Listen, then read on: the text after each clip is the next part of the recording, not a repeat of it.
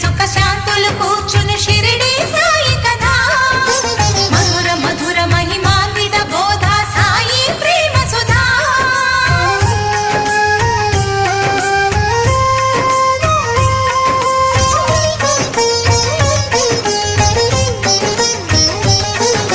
షిరిడి గ్రామంలో ఒక